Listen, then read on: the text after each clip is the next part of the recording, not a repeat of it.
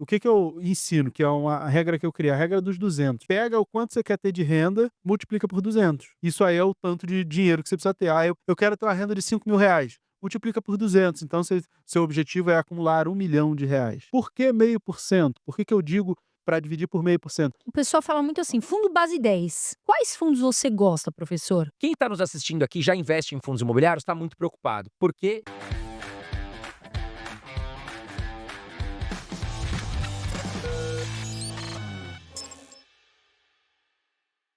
a gente sabe que alguns investidores aqui, muita gente está assistindo a gente aqui, chegou num ciclo recente, né? Começou a investir recentemente em fundos imobiliários.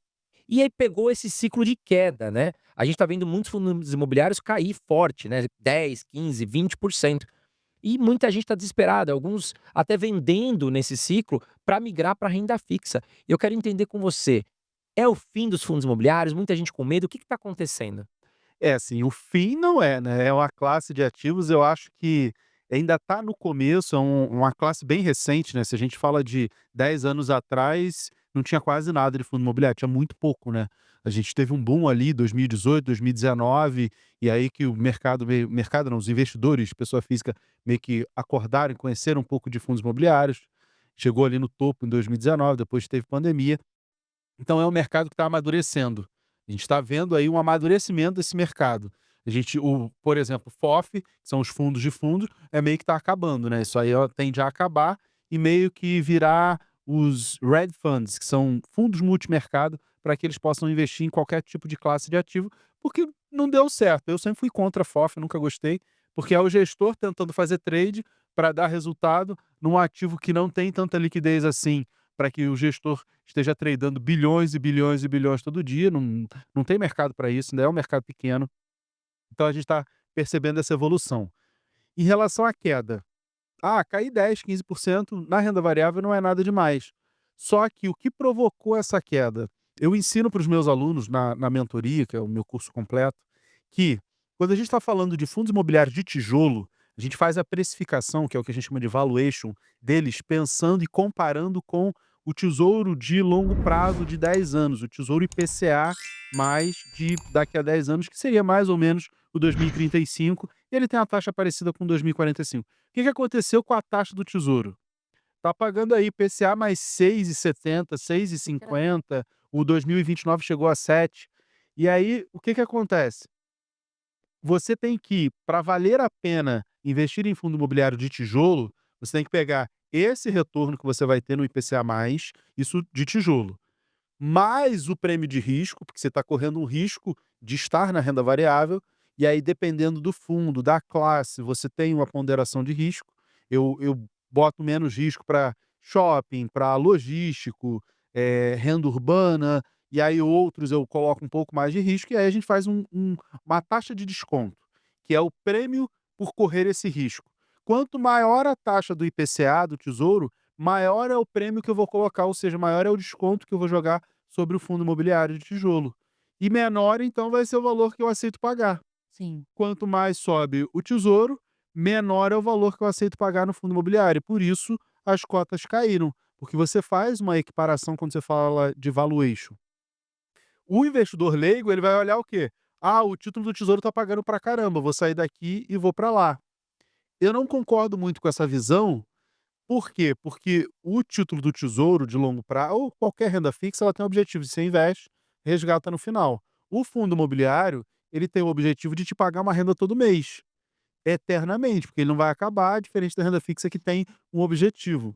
Não é nem o que é melhor um ou outro, é que são soluções diferentes para objetivos diferentes. As pessoas acabam confundindo isso. E um grande erro que as pessoas têm com o fundo imobiliário, que eu acho que é o maior de todos, é que você olha lá, a cotação caiu. Você, sei lá, joga no Google, e aí você tem como referência ou o preço que você pagou na cota, ou o preço que está no Google, e ambas estão erradas. Mira, mas como assim o preço que eu paguei na cota está errado? Você pagou aquele preço, só que aquilo ali só é importante para a receita, para a declaração de imposto de renda, e só. Por quê? Porque você foi recebendo dividendos ao longo dos meses. É como se você pegasse assim: botei um dinheiro no CDB. E aí tem o efeito juros sobre juros, mas você joga tudo isso fora. Aí você deixa lá R$ 100 no CDB e depois de 10 anos você tem os mesmos R$ 100. Mas não existe isso porque tem os juros. Então, o fundo imobiliário tem o dividendo. Se você considera o preço e não usa uma informação de, como a gente chama de gráfico descontado a dividendos, você vai simplesmente achar que aquilo ali sempre vai ser ruim. Você está ignorando a principal característica do fundo imobiliário, que é o pagamento de dividendos. Sim. O certo ainda seria você pegar e calcular o reinvestimento do dividendo, que aí ele teria o efeito juros sobre juros e ficaria mais sensato você comparar com uma renda fixa ou com qualquer outro investimento. O mesmo raciocínio serve para ações. O Clube FI, não sou sócio, nem um pedaço lá no Clube FI, mas nem é um jabá, é porque é o único lugar que tem uma ferramenta que é gratuita, só jogar lá no Google, que tem a calculadora de juros compostos com fundo imobiliário. Aí você bota lá quando você fez o investimento, o valor, e ele já calcula esse efeito de reinvestimento dos dividendos. É de graça lá, não precisa logar, não precisa nada. Tá lá. E tem esse cálculo. E aí quando você compara, e o próprio site já faz a comparação, você vê que é uma diferença gigantesca da cota para a cota mais o dividendo e da cota mais o dividendo reinvestido. Então, o leigo ele não tem, esse conhecimento, ele compra porque vai receber já provavelmente no mês seguinte, mas fica desesperado se cai, porque nem entendeu ainda que é renda variável. É normal. E por que que caiu tanto?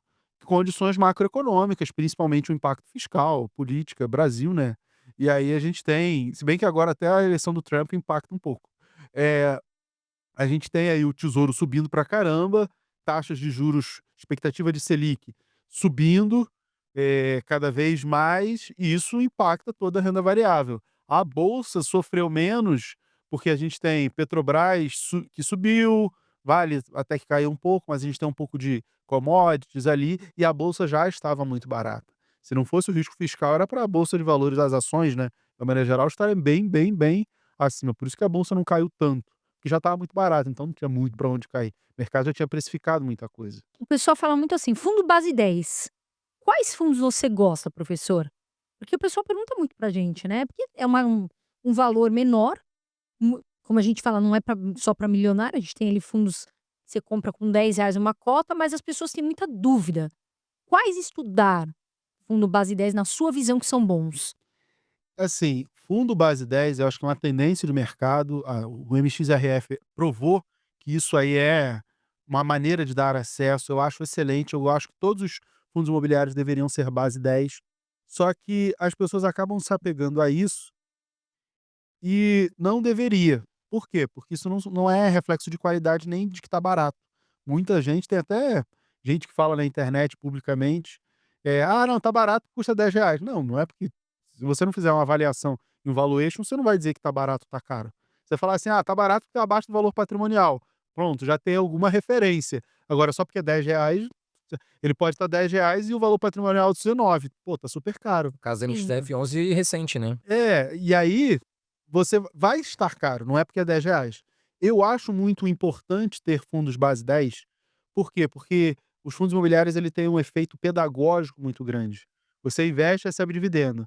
Então você já entendeu qual é a essência da renda variável, você se tornar sócio para receber um pagamento. E isso aí eu acho fantástico. Só que quem tem pouco dinheiro, eu não vejo nos fundos imobiliários a capacidade de crescimento que a gente tem em outros ativos como as ações. Então quem tem pouquíssimo dinheiro deveria focar em ações e não em fundos imobiliários.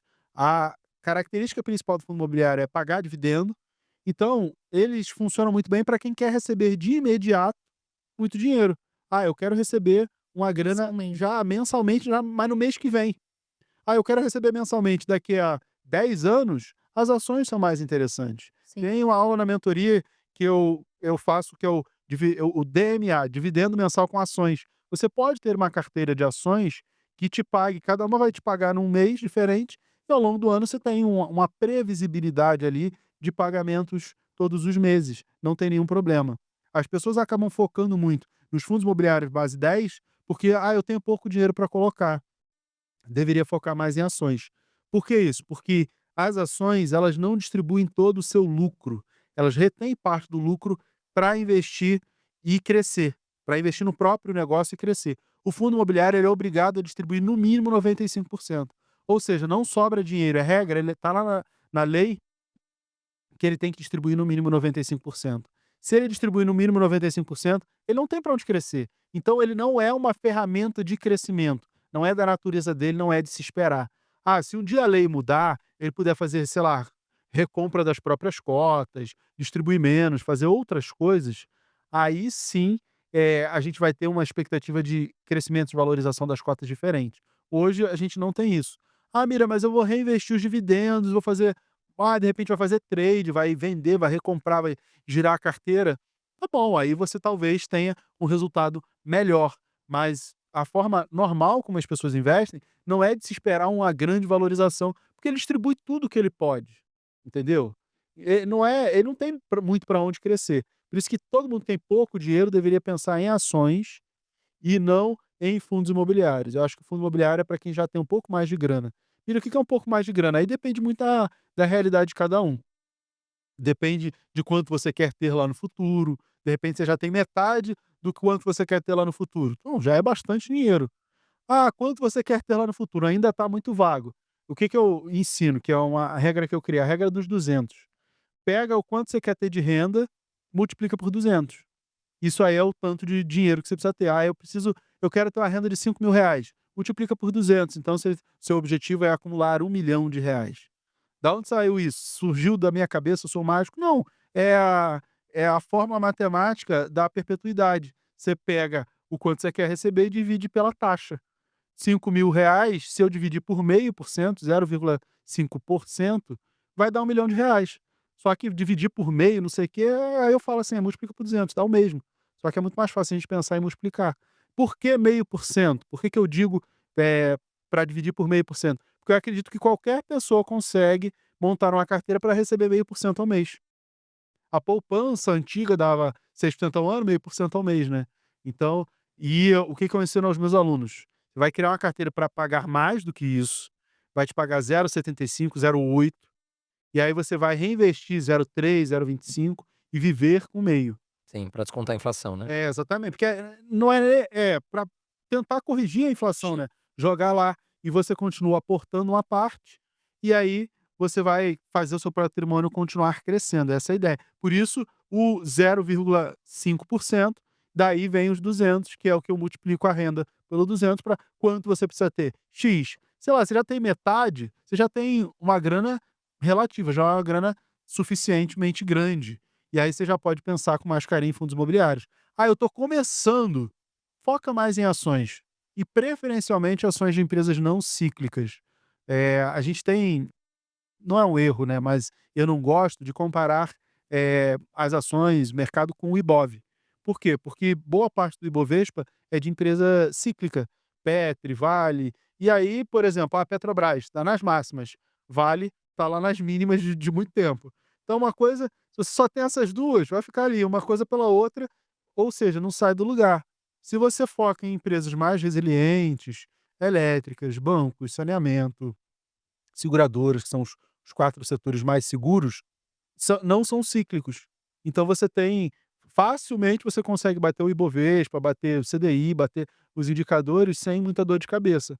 E aí você consegue fazer um planejamento de crescimento de longo prazo, focando mais em ações. Então, escolha, fundo imobiliário, ações, vai depender do objetivo. Mas falando do que você tinha perguntado de fundos base 10, eu tenho a carteira de R$ 50, que pública, né, eu faço recomendação pública como analista CNPI, e aí o o SPSX11 está na carteira, o CPTR, o VGIR, que é CDI, tem alguns fundos. São os melhores fundos? Não são. Os melhores fundos, eles não são base 10. Eles são sempre mais caros, na casa de R$ 100. Os bons fundos, o HGLG, o HGCR, o KNRI, o XPML, esses fundos eles são todos mais de R$ 100 ou ali perto de R$ 100. A gente não tem os melhores fundos na base 10. Um fundo que eu gosto muito, embora não esteja na carteira, porque não estava barato, mas eu já recomendei para os meus alunos, é o KNSC, que eu falei para vocês, está ali na base 10. Mas a gente tem, está aumentando a quantidade de fundos imobiliários na casa de R$ 10, e a gente vai ter uma possibilidade maior, o que eu acho muito legal.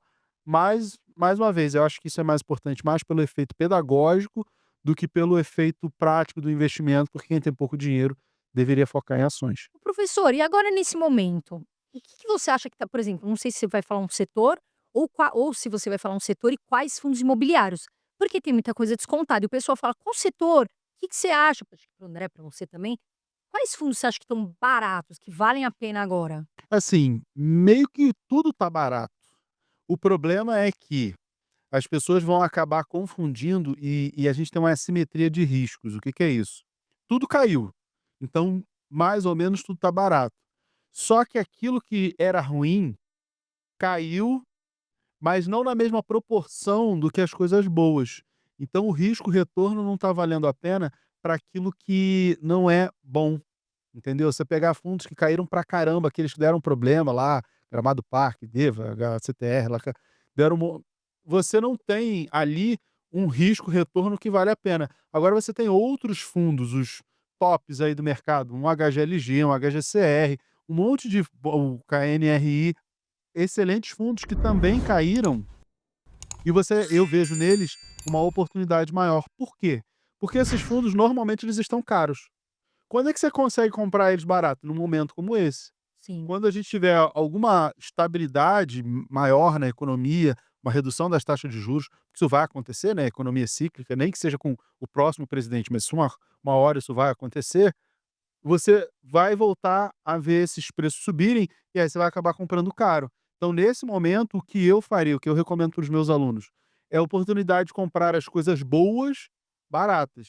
Depois que você acabar essa oportunidade, aí você começa a olhar aquela segunda classe, aqueles mais arriscados. Então, para fundo imobiliário, é um investimento muito simples, você não precisa inventar. São 4 setores, que são os fundos de papel, logística, shopping, renda urbana e lajes corporativas. Aí eu boto tudo numa classe só. Então são 4 setores aí, e os maiores, os melhores, os Quineia da vida, os agora é Pátria, né, que era Reding Grifo, principalmente, essas 2 gestoras, você tem os maiores fundos e os mais interessantes. Shopping, você tem o XP Malls, que eu acho que é o que eu gosto mais, por conta da concentração maior em São Paulo, que é o melhor mercado, mas não tem nada assim, ai, tão difícil. Se você concentrar ali, separar os maiores fundos imobiliários, você já está pegando também os melhores. Então sim. não é tão difícil. Para o E leigo, a G tá barato, é sim. HGLG. né. É, o HGLG é um fundo que sempre teve caro, né, difícil comprar ele, né. E agora deu uma recuada, mas é mesmo Essa assim caiu recuada pouco, né. também o dividendo dele também diminuiu. Sim. O que era extraordinário diminuiu, porque ele é um fundo que ele tem uma característica também de desenvolvimento. Então ele compra terreno, cria o galpão logístico, aluga, deixa tá bonitinho, depois ele vende. E aí ele tem um lucro imobiliário com isso também, então ele consegue fazer esse movimento.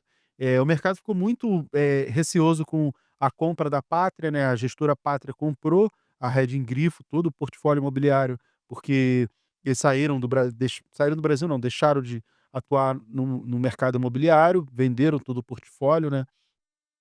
E aí, assim, vai mudar? Porque, pô, sempre foi excelente gestão, mas vai mudar, mas a equipe de gestão toda foi para o Pátria, e a ideia é que nada mude. Por enquanto, pelo menos a promessa dos gestores é que nada mude, por enquanto nada mudou. Então, o tempo vai provar, mas se ela continuar fazendo um bom trabalho, a equipe de gestão continuar fazendo o bom trabalho que sempre fez, vai continuar sendo excelentes fundos.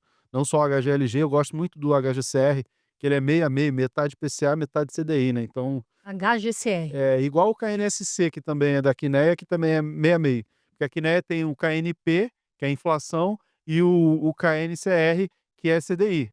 Aí eles fizeram o KNSC com cota lá na mais ou menos R$ 10, que é metade, metade.